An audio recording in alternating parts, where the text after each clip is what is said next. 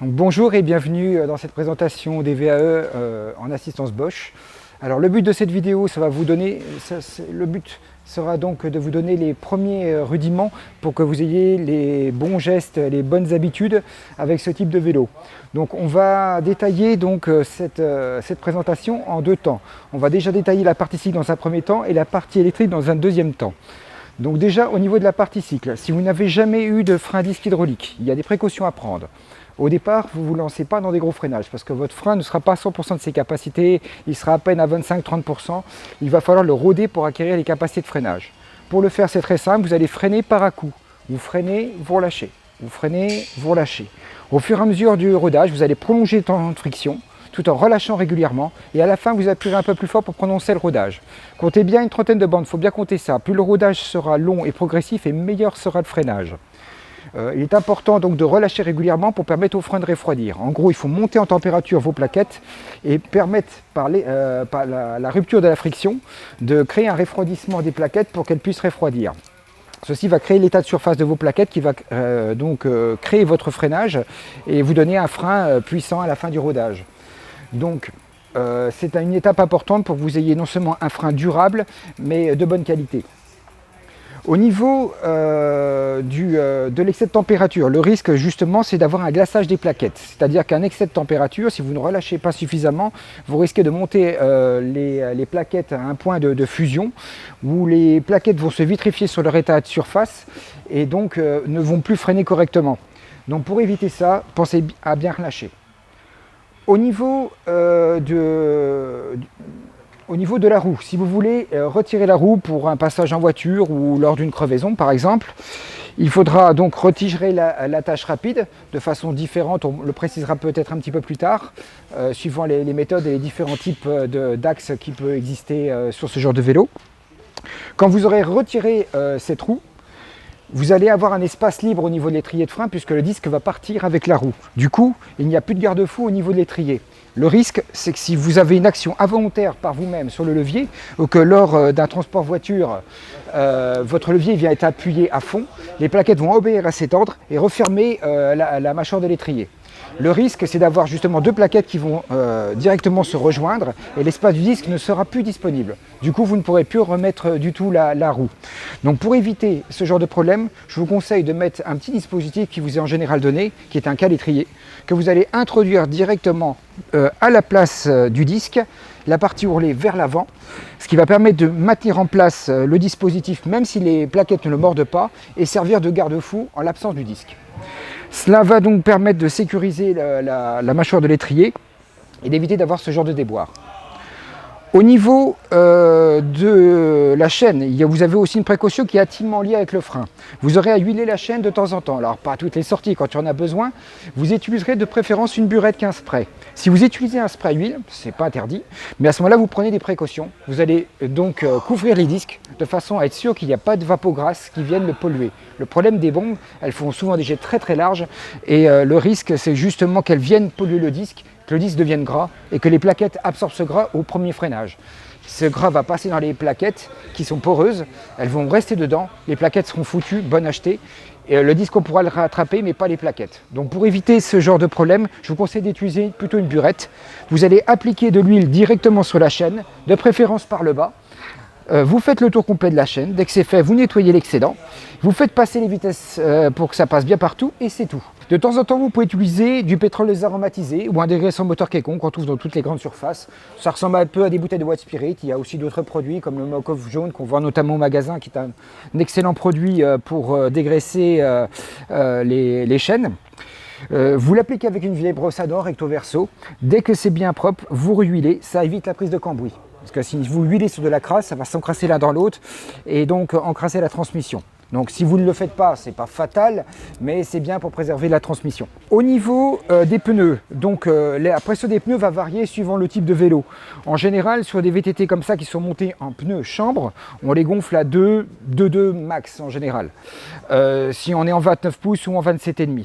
Sur un vélo de ville qui va être en 28 pouces, on va monter en général à 3,5, 4. Ça devrait largement suffire.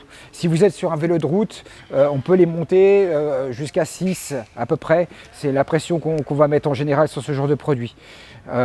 Au niveau du tubeless, si vous êtes monté en tubeless, là vous pouvez sous-gonfler puisque vous êtes dépourvu d'une chambre à air et on peut jouer sur des basses pressions. Donc en général, le tubeless, on va le monter sur ce genre de produit tout suspendu autour de 1,8 jusqu'à 1,5. Certains descendent parfois un peu plus bas, mais c'est déjà pas mal et on a déjà quelque chose de probant sur le terrain qui sera bien équilibré et qui évitera de déjanter aussi. Au niveau du tubeless, vous avez un préventif. C'est un produit en fait qui va boucher les trous au fur et à mesure qu'ils vont se présenter si jamais vous avez des crevaisons. Les petites crevaisons sont souvent réparées par ce produit-là qui non seulement va servir à maintenir le produit en étanchéité, mais aussi boucher les trous que vous pourriez avoir lors de vos sorties. Alors ce produit, il a une durée de vie dans le temps. Il est donné en général de 3 mois par les constructeurs, mais il tient souvent le double. Tout dépend combien de contacts il a eu avec l'air et si vous roulez régulièrement. À préciser qu'au niveau du tubeless, il est important de rouler assez régulièrement. Pourquoi ? Parce que le produit doit circuler dans le pneu pour justement maintenir l'étanchéité, prévenir et puis boucher les derniers trous qu'il pourrait y avoir dans votre fond de jante ou sur la porosité même du pneu. Parce qu'un tubeless n'est jamais totalement étanche. Il va acquérir aussi son étanchéité via ce produit-là qui va beaucoup aider aussi à maintenir l'étanchéité. Donc il est très important et il est important de le remplacer régulièrement. Si vous voulez le prendre en charge vous-même, il est important de vous outiller avec soit un percuteur de CO2 ou ce qu'on appelle un booster. C'est une grosse bonbonne en fait qui est munie d'un raccord et d'une valve qui va permettre de relâcher de l'air. Donc cette bonbonne, vous allez la gonfler à 10 bars à l'aide d'une pompe à pied. Vous allez défaire donc l'obus qui se situe sur votre valve à l'aide d'un démonte-obus. C'est un outil qui possède des méplats qui va permettre de dévisser cette partie-là. Vous mettez directement, vous préparez votre booster de cette façon. Vous allez déplaquer le pneu et mettre du préventif à l'intérieur. Vous allez replaquer le pneu, poser votre booster à l'aide du raccord sur la valve et vous allez envoyer les 10 bars d'un coup. Ça va avoir pour effet de plaquer votre pneu, ce qui est une chose parfois pas évidente à faire sur un tubeless. Une fois que ce pneu sera plaqué, vous retirez votre raccord, vous appuyez avec votre main sur la valve et puis vous remettez vite l'obus et vous terminez à la pompe à pied. Si toutefois l'opération était un peu difficile, sachez qu'on fait également ça à l'atelier et que mes collègues se feront un plaisir de vous le faire également. Mais si vous voulez le faire par vous-même, pensez à vous outiller de cette façon afin de pouvoir le réaliser. Au niveau du nettoyage, donc le vélo peut être nettoyé donc à l'éponge, au jet, évitez le Karcher. Ou si vous faites du Karcher, vous évitez les endroits à roulement, type colonne de direction, moyeux, pas trop sous le moteur. Le problème du Karcher, c'est qu'il est souvent très puissant et qu'il va lever souvent les joints d'étanchéité, rentrer de l'eau en force dans les roulements et les pourrir à terme. Donc c'est quelque chose effectivement à éviter parce que c'est vrai que ça fait souvent beaucoup d'outrage sur le vélo. Donc privilégiez plutôt un jet doux, une éponge, un produit, que ce soit du liquide vaisselle ou un produit spécialisé qui fait tomber la boue, un peu comme le Mokoff par exemple, ou autre produit qui pourra faire l'affaire également. Vous essuyez bien après et c'est tout. Donc pour les amortisseurs, en général, vous avez une garantie de 2 ans, sous réserve d'avoir fait un entretien dans les 1 an ou dans les 90 heures d'utilisation. Il est important de faire un entretien périodique pour faire le changement des joints SPI, le changement des huiles, les purifications cartouche-joints qui peuvent être nécessitées d'être changées pour le bon fonctionnement de l'amortisseur.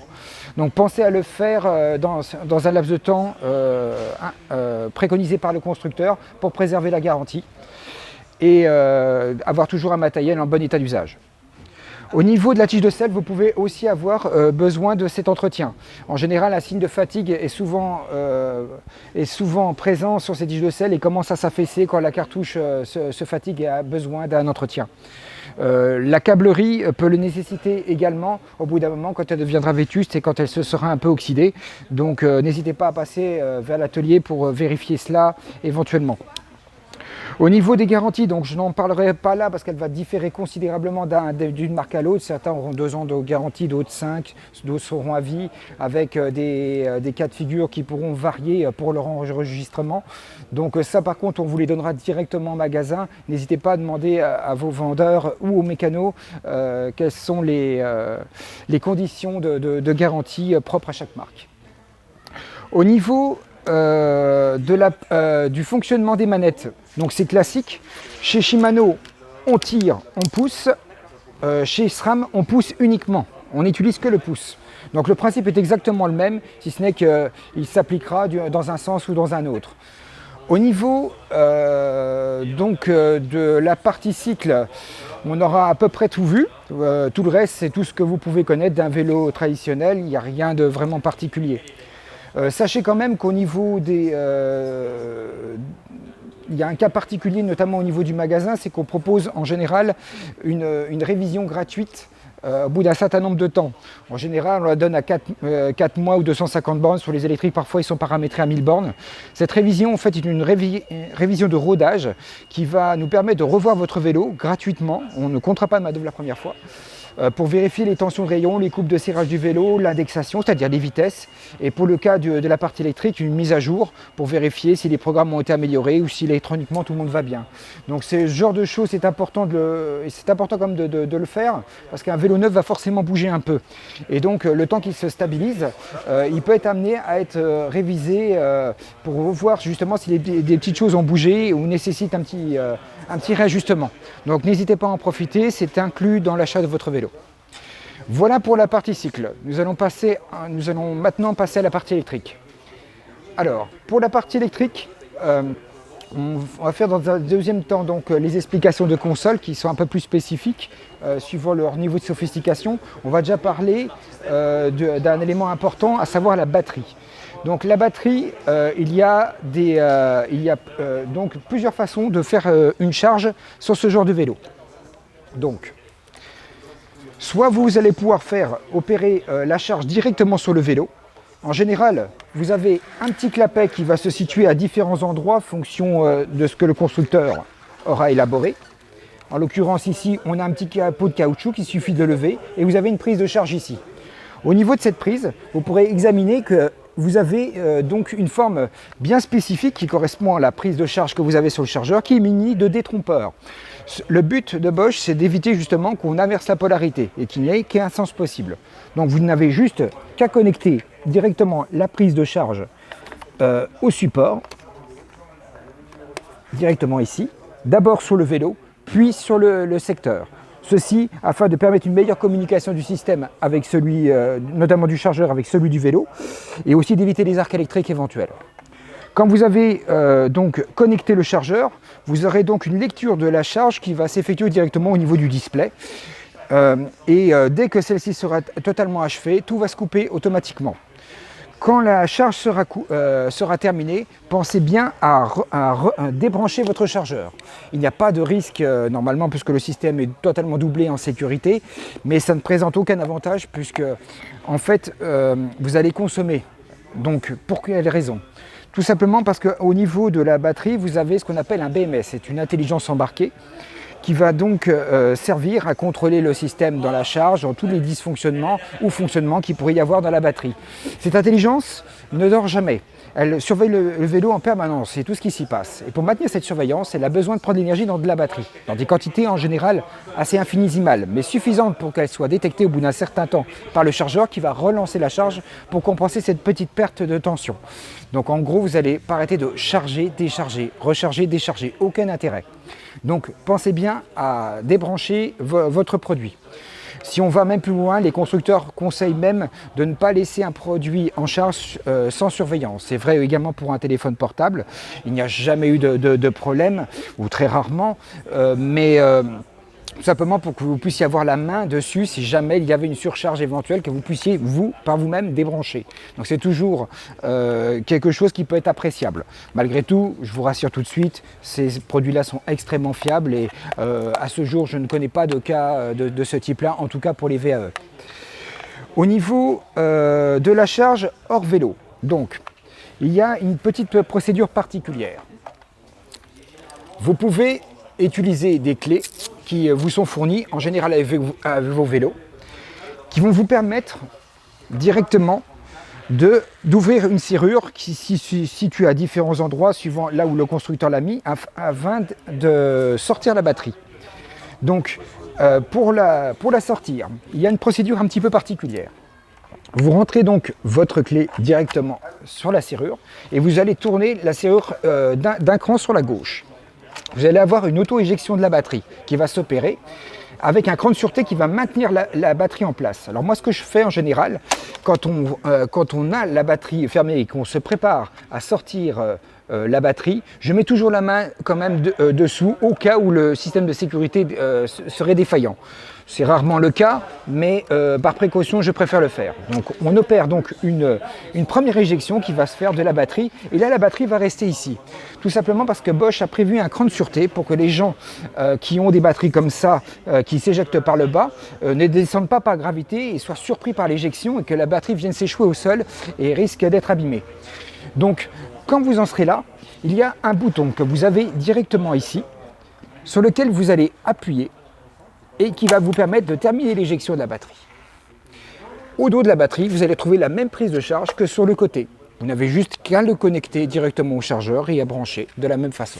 Vous avez des petites diodes qui sont sur le côté qui vont vous donner l'état de charge de la batterie. Elles vont s'éclairer au fur et à mesure jusqu'à ce que celle-ci soit totalement éclairée. Là, la batterie sera totalement chargée et tout va se couper automatiquement. Quand vous voulez la remettre, donc ici vous avez un petit trou qui vous sert directement de repère pour le tenon que vous avez situé ici. Donc ce qu'il va falloir faire, c'est de l'amener directement sur ce support et de venir en buter dans le cran de sûreté que vous allez sentir à ce moment-là. Quand vous en serez là, vous aurez qu'à tourner la clé de la même façon que tout à l'heure quand on a fait sauter le premier cran de sûreté. Pour passer ce cran de sûreté, vous allez entendre un premier cran. Là, la batterie va tenir tout seul, elle est retenue par le cran de sûreté qu'on a eu tout à l'heure. Et vous n'avez plus qu'à presser sur la batterie pour terminer de rentrer la batterie complètement. La clé se remet en place et vous pouvez retirer la clé. Voilà pour la procédure. Elle est un petit peu particulière, donc il faut l'expliquer. Si vous êtes sur une batterie externe, le principe est exactement le même, il est même un petit peu plus simple. Vous n'avez juste qu'à tourner la clé, dégager la batterie et la prendre avec vous. La petite poignée ici permettant de la saisir de façon sécuritaire. Vous avez la même prise de charge ici même. Quand vous voulez la remettre, vous avez ici un petit évidement qui vous sert à recevoir le tenon. On est un peu dans le même principe que pour le power tube. On vient la poser directement dedans, on tourne la clé et on vérifie en tirant sur la batterie qu'on n'a pas loupé la serrure. Si c'est le cas et que la batterie arrive, on rappuie dessus et on doit entendre un genre de tic qui va vous dire que la batterie est enclenchée et qu'elle a bien passé le cran de serrure. C'est important pour que la batterie ne dégage pas pendant la sortie si elle était mal arrimée. Donc pensez bien à faire ce travail-là. Si votre batterie est une batterie sur porte-bagages, c'est le même principe. La seule chose, c'est que le cran de batterie a tendance à remonter. Donc quand vous sortez la batterie, ou plutôt quand vous la remettez, il faut bien faire attention de tourner la clé de serrure pour rabaisser le cran de serrure pour bien l'arrimer jusqu'au fond. Si vous ne le faites pas, vous allez arriver à buter dans ce cran-là et le risque, c'est si jamais vous forcez, vous risquez de casser ce cran. Et ça, ce n'est pas un cas de garantie Bosch. Donc faites bien attention de ne pas faire une erreur de manipulation là-dessus. N'hésitez pas à passer aussi à nous redemander en magasin si vous avez un doute afin d'éviter toute mauvaise manipulation. Voilà. Au niveau des consoles de contrôle, donc on va les détailler par la suite. Pour finir le chapitre charge, donc au niveau des charges, le lithium est insensible à la mémoire, donc vous pouvez recharger partiellement, complètement, il n'y a aucune importance pour le système. Malgré tout, il y a quand même des petites précautions, des conseils d'utilisation plutôt que donne Bosch. Alors, quels sont-ils ? Déjà, si vous pouvez faire plein de recharges partielles, il n'y a aucun souci, mais Bosch conseille aussi de faire des recharges complètes le plus souvent possible. Alors, ce qu'ils entendent par là, c'est pas forcément démarrer de zéro, même s'il est correct, il est pas mal non plus de redescendre un petit peu la batterie pour la remonter complètement, mais c'est surtout de faire votre charge jusqu'au bout. En gros, votre charge va se faire en deux temps. Il y a 80% qui va se faire rapidement, les 20 derniers pourcents, elle va ralentir la charge, terminer la charge et équilibrer les cellules. Et ce travail d'équilibrage n'est complet que si la batterie a été rechargée à 100%. Donc il est très important que ce travail-là soit effectué à la fois par le chargeur et le BMS pour garantir que la batterie soit correctement chargée et qu'elle soit bien équilibrée. Cela va permettre de préserver sa durée de vie. Au niveau de l'utilisation, si vous avez totalement déchargé votre batterie au point qu'elle a coupé, Vous pouvez aller jusqu'au bout, il y a 6% de sécurité à peu près conservée par le système pour justement que vous n'atteigniez pas ces seuils critiques et pour rentrer avec de l'éclairage, sans l'assistance. Donc vous pouvez aller jusqu'au bout, il n'y a pas de souci. Par contre, quand vous rentrez, ce que vous faites, vous laissez un petit temps de refroidissement, ça permettra à la batterie de déstresser un petit peu et de baisser un peu en température, parce que la température, et notamment la température élevée, est un peu l'ennemi du lithium. Or, si vous ne la faites pas refroidir et que vous mettez une charge directement dedans, ben en gros, si vous voulez, la température interne de la batterie qui est liée au fonctionnement va se cumuler à celle de la charge et va donc monter en température un petit peu plus haute la batterie. Malgré tout, il n'y a pas de risque, hein. Vous pouvez quand même le faire si par exemple vous êtes en itinérance et vous devez remonter votre batterie rapidement, ça ne cause pas de problème. Mais disons que si vous pouvez l'éviter et permettre un petit temps de refroidissement, c'est toujours meilleur pour la batterie. Donc vous laissez un petit temps de refroidissement et vous lui remettez une charge. Vous ne laissez jamais une batterie vide, ça c'est très important, afin de ne pas atteindre les seuils critiques, parce que si vous l'atteignez, la batterie ne remontera plus jamais. Donc il est très important effectivement de ne pas passer en dessous d'un certain seuil. Je vous rassure toutefois, pour atteindre ce seuil, il faudrait vraiment que vous l'ayez totalement déchargé pendant plusieurs mois. Vous ne vous en servez pas, vous vous en préoccupez pas. Là, effectivement, vous avez pris des risques, mais sinon vous avez peu de chances de les atteindre.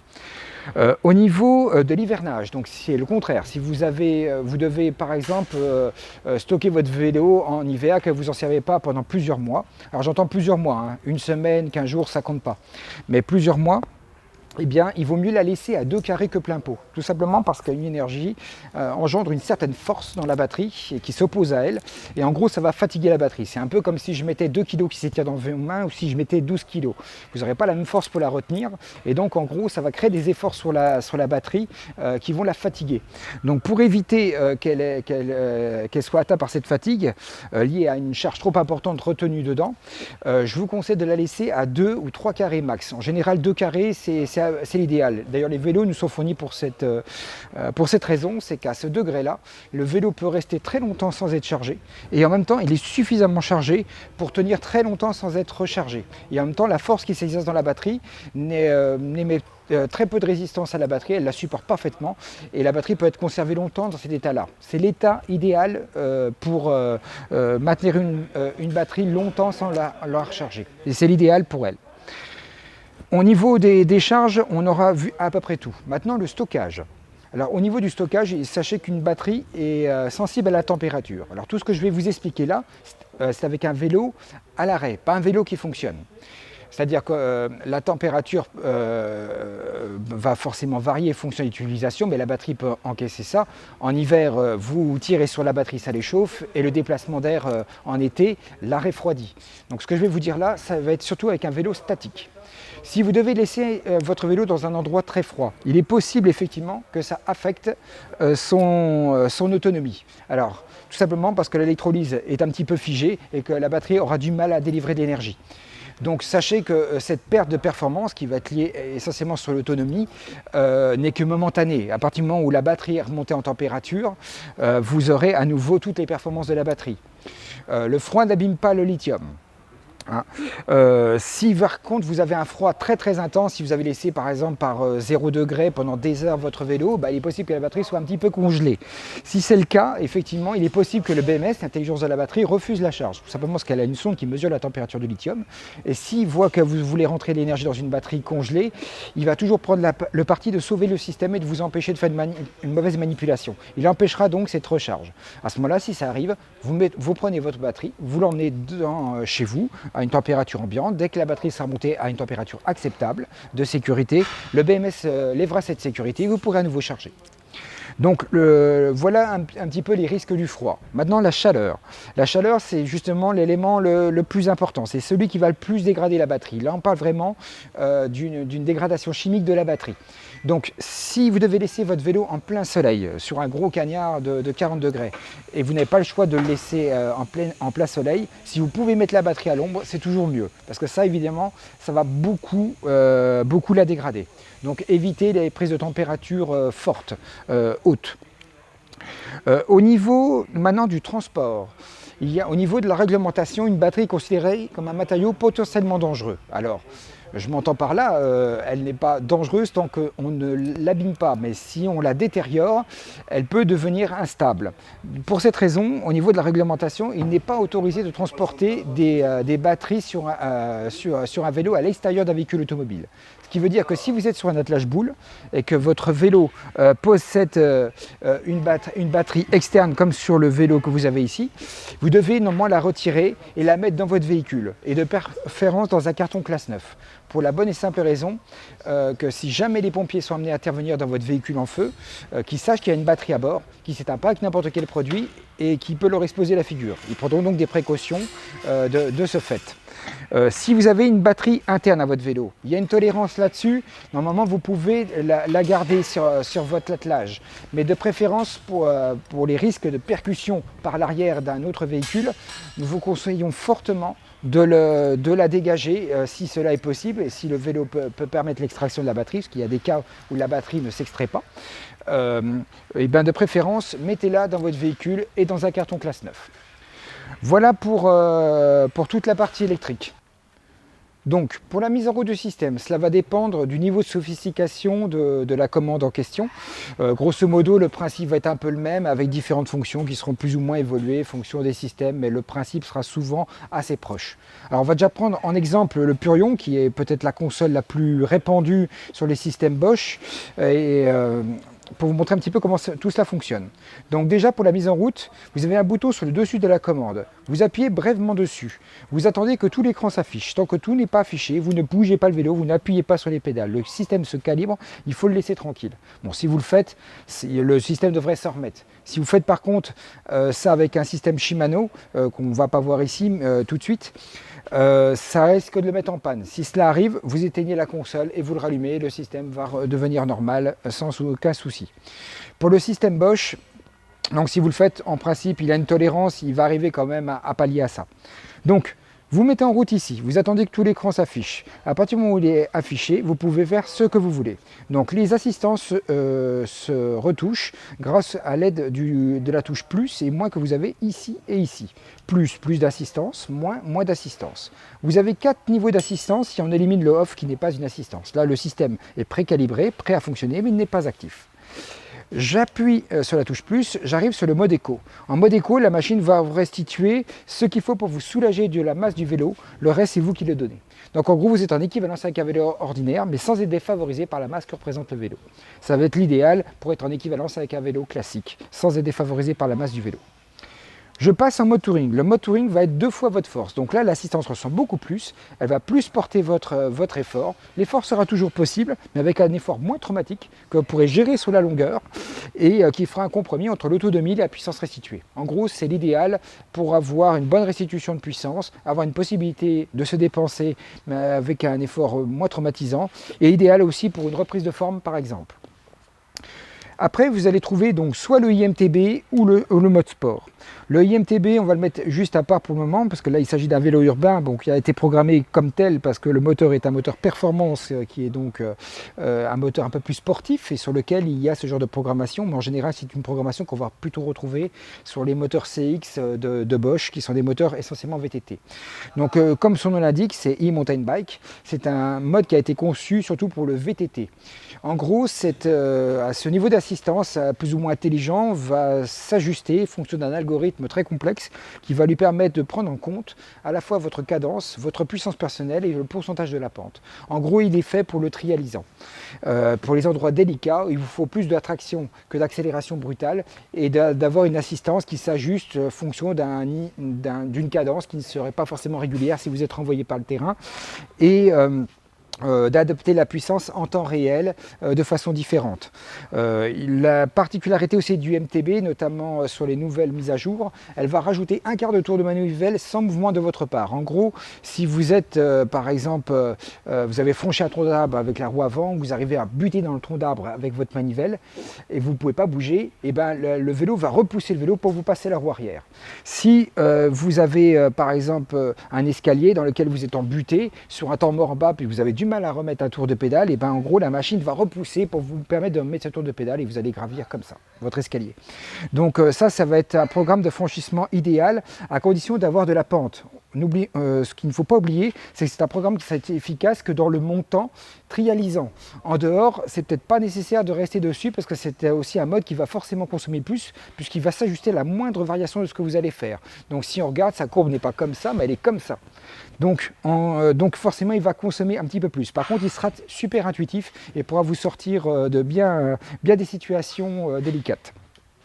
Le turbo, donc lui, ne fait aucune concession, c'est poussée maximale, accélération maximale du système. Tout est à fond au maximum de ce que la machine peut développer en termes de puissance et d'accélération.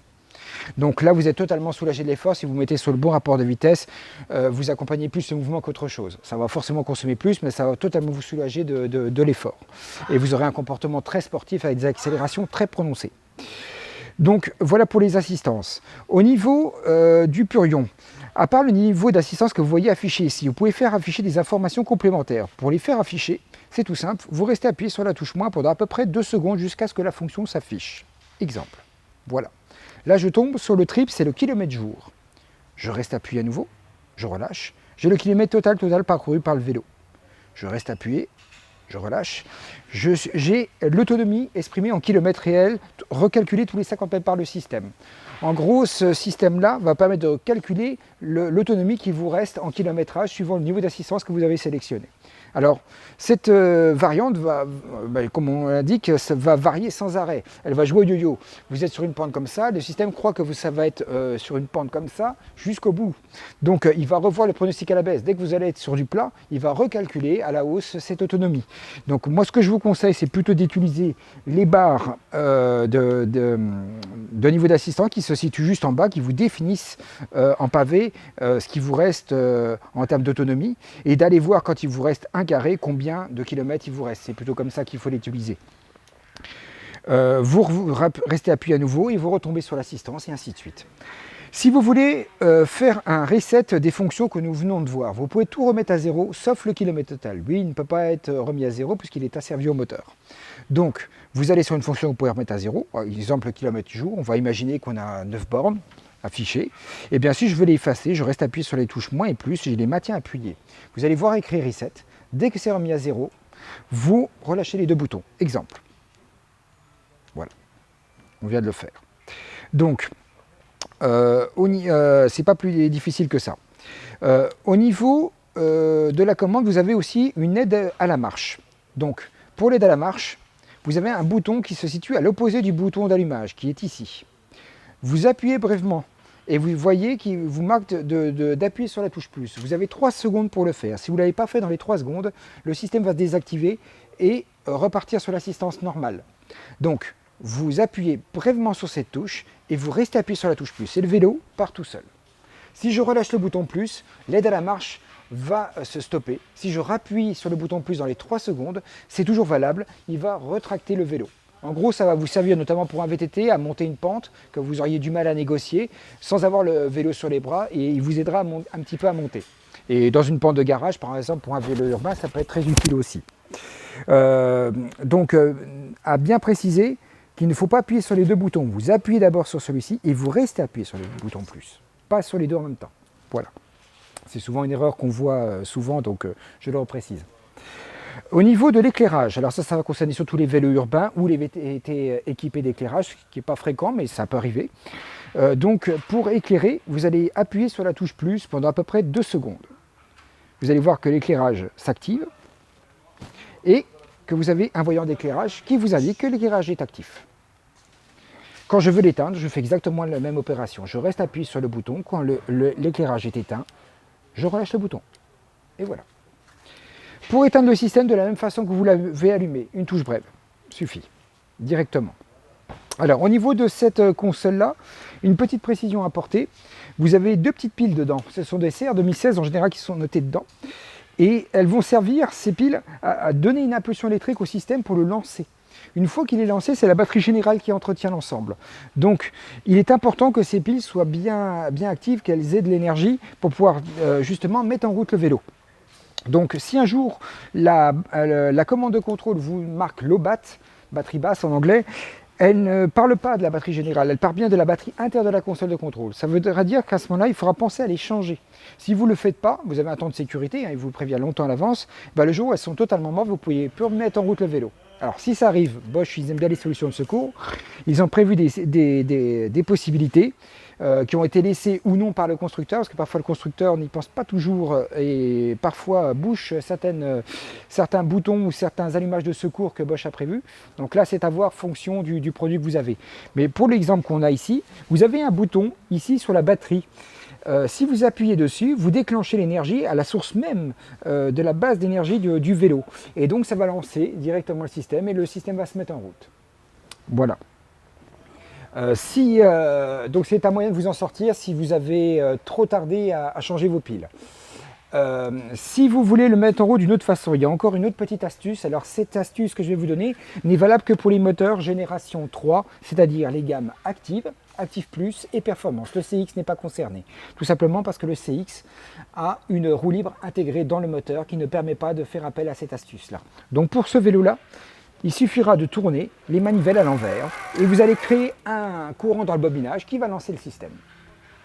C'est une astuce encore pour vous en sortir si par mégarde les deux systèmes ne fonctionnaient pas. Mais ça, vous avez très peu de chances que ça arrive. Et on éteint le système de la même façon qu'on l'a allumé. Donc pour changer ces piles, soit vous passez au magasin, soit si vous voulez le faire par vous-même, vous dévissez ici, vous ouvrez le collier qui est, avec une charnière qui est ici. Au dos de la commande, vous avez un capuchon, vous l'ouvrez avec une pièce de monnaie de 20 centimes, ça suffit en général. Et vous remettez deux piles qui sont emboîtées dedans. Et c'est tout. Alors pour la Tuvia, on sera sur les mêmes fonctions grosso modo que le Purion, en un petit peu plus développé. La mise en route va se faire de la même façon, une touche brève sur la touche que vous avez de mise en route qui est ici. Vous attendez que la vitesse instantanée s'affiche avec le 0. Dès que c'est totalement affiché, tout est prêt à fonctionner, vous pouvez bouger le vélo. L'écran s'articule de la façon suivante. Autonomie exprimée en briques, vitesse instantanée, niveau d'assistance affiché ici. Ici, vous avez un petit iconoscope qui vous indique en gros ce que consomme en instantané la machine. C'est juste une indication, rien de plus. Suivant ce qu'aura mis en programmation le constructeur, vous pouvez avoir aussi deux petites flèches qui peuvent apparaître ici. Une qui monte et une qui descend. En fait, elles vont permettre au système de vous conseiller sur le fait de monter une vitesse ou de descendre une vitesse pour optimiser l'autonomie. Ici donc, vous avez les informations complémentaires, comme on l'a vu précédemment avec le Purion. Pour les bouger, vous avez deux touches. La touche info qui est ici, qui est exactement la même ici. En fait, Bosch l'a créée pour éviter que les gens lâchent la main et risquent un accident. Donc, vous avez l'autonomie, vous avez la distance cumulée, la distance parcourue, l'heure, la vitesse max, la vitesse moyenne, le temps de trajet, et ainsi de suite. Vous pouvez faire un reset de ces informations, y compris l'autonomie qui peut être rafraîchie si besoin, en actionnant directement le bouton reset pendant un peu plus de 3 secondes.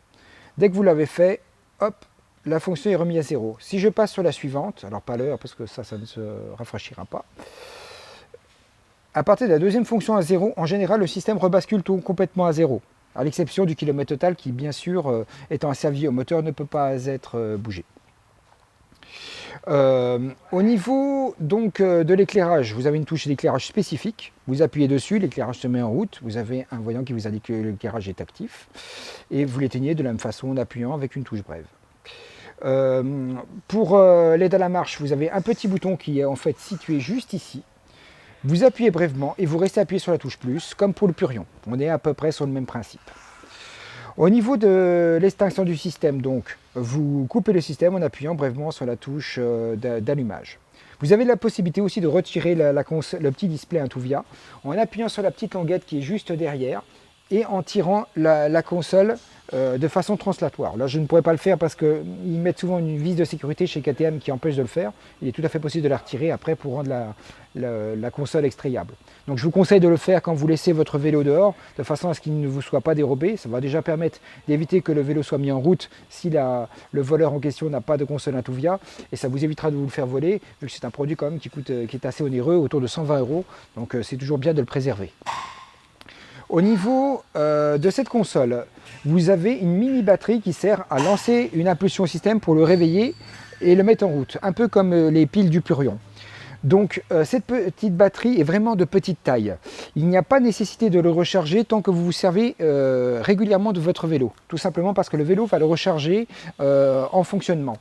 Cependant, si vous restez très longtemps sans vous servir de votre vélo, ce qui peut arriver, j'entends là une longue interruption de plusieurs mois, il est pas mal quand même de retirer la console de contrôle et de le recharger via un port USB type chargeur de smartphone en mini USB.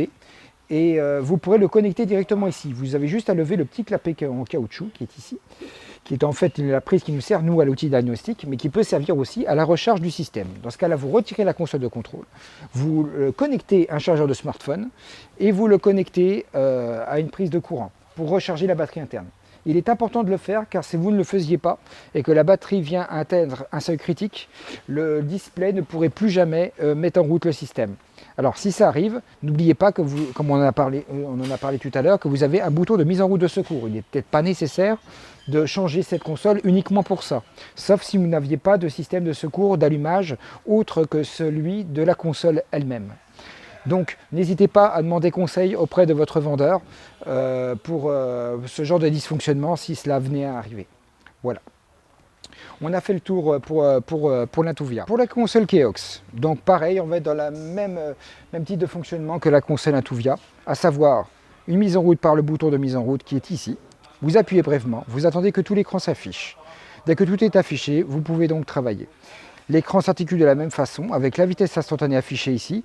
Vous avez une jauge de couleur qui vous indique ce que le moteur donne en puissance, et la jauge grise, c'est ce que vous donnez en comparaison. Vous avez un petit voyant aussi qui vous indique un peu votre niveau de moyenne, si vous êtes dans votre moyenne habituelle ou en dessous. Et ici, vous avez donc l'heure, le niveau d'assistance et l'autonomie exprimée en pourcentage. Pour faire varier les écrans que vous avez ici, vous avez directement un touchpad qui est ici, qui vous permet de tourner les pages ou de naviguer dans le système en hauteur et de façon longitudinale dans le menu. Et vous avez un bouton de validation qui sert toujours à valider. Et le bouton d'aide à la marche qu'on a vu précédemment tout à l'heure, qui est exactement le même que sur l'Intuvia. Donc, pour faire varier une page, donc, je tourne la page directement ici. J'ai ici l'heure, l'autonomie. Je passe la suivante, j'ai la distance parcourue, le temps de trajet. La suivante, je vais avoir la puissance en boîte que je développe musculairement parlant, la cadence à laquelle je tourne, et ici vous aurez donc le cardio. Si vous avez une ceinture Bluetooth 4.0, il pourra l'ampérer. Ici vous avez la vitesse moyenne, la vitesse max, un résumé de l'ensemble qui est un petit peu ce qu'on a vu mais en plus petit. Et ici vous avez le dénivelé, les calories et la distance totale parcourue par le vélo. Donc tous les écrans que vous voyez là sont réagençables dans le menu d'options où vous pouvez recréer le découpage et mettre les informations que vous voulez. Donc tout ça est reparamétrable, hein. Ça fait partie des dernières mises à jour que Bosch a mis en place. J'avance donc la page et là vous allez avoir donc la possibilité de suivre une trace. Alors attention, ce n'est pas cartographique comme l'Agnon, on sera sur une trace que le système va pouvoir suivre. Donc ce sera une pseudo-navigation mais qui est quand même très intéressante. Voilà. Et là, on atterrit dans le menu de configuration, dans les options. Donc, si j'appuie sur le bouton de validation, je rentre dans ce menu. Et là, vous avez donc différentes choses. Vous avez l'inscription, alors ça, on va le passer, c'est plutôt pour l'inscription à votre compte Bosch. Ça, c'est moins utile. Dans mon VAE, donc, vous voyez, vous avez une petite flèche ici. Si je fais exactement la même chose sur le touchpad, j'avance dans le menu. Et là, j'ai donc un premier onglet qui s'appelle réinitialiser. Donc réinitialiser, en fait, c'est une remise à zéro du compteur. Naturellement, vous voyez, le compteur a déjà été paramétré pour le faire une fois par jour automatiquement. Mais si vous voulez le faire manuellement, eh bien, vous rentrez dans le menu en touchant la flèche directement. Hop. Et là, il va vous proposer, est-ce que je veux remettre à zéro? Vous allez donc sur OK et vous validez. Et la réinitialisation est réussie. La remise à zéro du compteur vient d'être opérée. Vous avez aussi la réinitialisation de l'autonomie, c'est-à-dire vous avez la possibilité de remettre à zéro l'autonomie pour qu'elle repasse sur des données neuves de façon à ce qu'elle soit plus juste dans son système de calcul. Ici vous avez la circonférence de la roue, vous pouvez la réagencer si jamais elle n'était pas tout à fait juste par rapport aux paramètres d'usine. Vous avez une certaine fourchette de valeur que vous pourrez faire varier, il y a des limites aussi, pour justement les réajuster par rapport à un compteur GPS qui compterait peut-être des kilomètres en plus ou en trop. C'est quelque chose aussi qu'on voit assez fréquemment. Au niveau des composants, donc vous avez ici la possibilité de lire les niveaux de logiciels que vous avez. Bon, ça c'est purement informatif, le numéro de série aussi, mais vu que vous n'allez pas faire les SAV forcément vous-même, parce que vous allez vous adresser au revendeur, ce sera faiblement utile. Mais bon, voilà, vous avez la possibilité d'y accéder par ce biais. Donc si je veux replier le menu, eh bien, je vais sur la touche arrière et pas avant, et je peux replier les menus jusqu'à arriver au menu d'origine. Là, je vais sur écran. Si je vais sur écran et que j'avance, hop, je peux accéder à l'écran 1, l'écran 2, l'écran 3. C'est exactement ce dont je vous avais expliqué tout à l'heure. On peut recréer le découpage et les informations. Donc vous pourrez remanier les affichages si c'est votre souhait. Je vais revenir en arrière. Ici, le Bluetooth. Alors le Bluetooth, notamment si vous voulez avoir la connexion avec votre smartphone et utiliser les fonctions de connectivité que permet cette console, il est important que ce Bluetooth soit actif. Donc, vous allez sur le menu Bluetooth et vous appuyez sur la touche de validation pour l'activer. Voilà, là il est activé. Donc là, on voit bien qu'on n'a pas de smartphone d'enregistrer parce qu'il n'y a pas eu de smartphone jumelé avec. Si je veux le faire, eh ben, je vais sur smartphone, j'ouvre mon application eBosch Connect, qui est une application Bosch qu'il faudra que vous téléchargiez sur votre smartphone.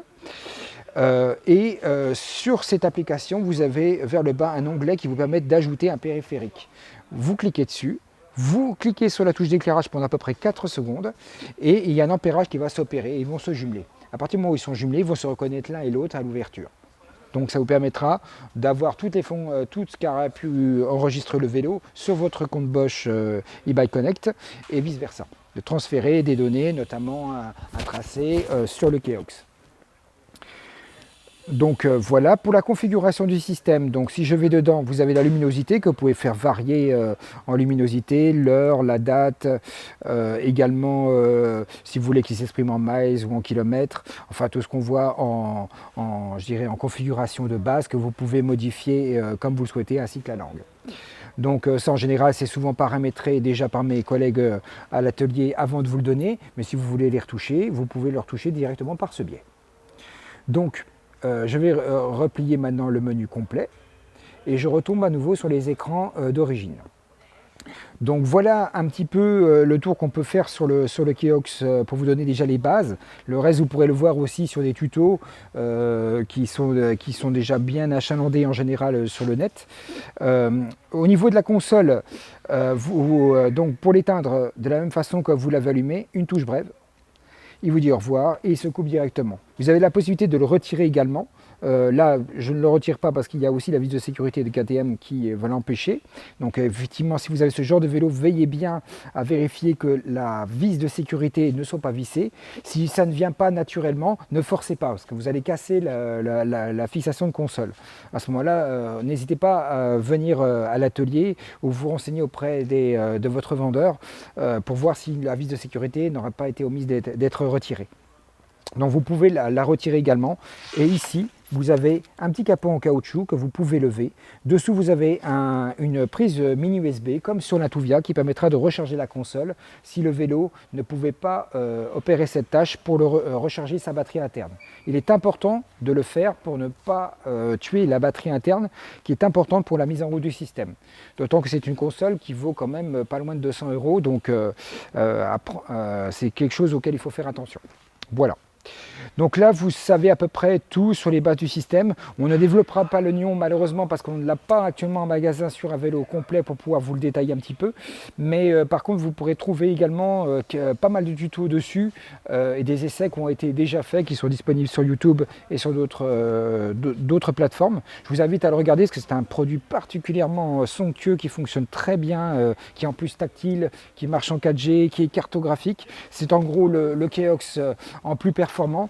Il a beaucoup de fonctions, c'est un outil très très bien fait. Je vous invite d'aller voir et pourquoi pas en acquérir. Donc voilà ce que je peux vous dire des consoles Bosch pour le moment. On reverra également le Keox donc, sur le Smart System, qui est le nouveau système de Bosch. Grosso modo, ça va reprendre les fonctions que vous avez vues ici, un petit peu plus simplifié parce qu'il est vrai qu'il est un tout petit peu moins complet. Il va s'étager au fur et à mesure que les mises à jour vont être faites. C'est un produit récent, ce qui n'est pas anormal. Et la seule différence qu'on pourra dire sur le Smart System, c'est que le système de fixation est un petit peu différent. Il ne se dégage pas comme ça. Il faut en fait tirer sur le bas et le lever.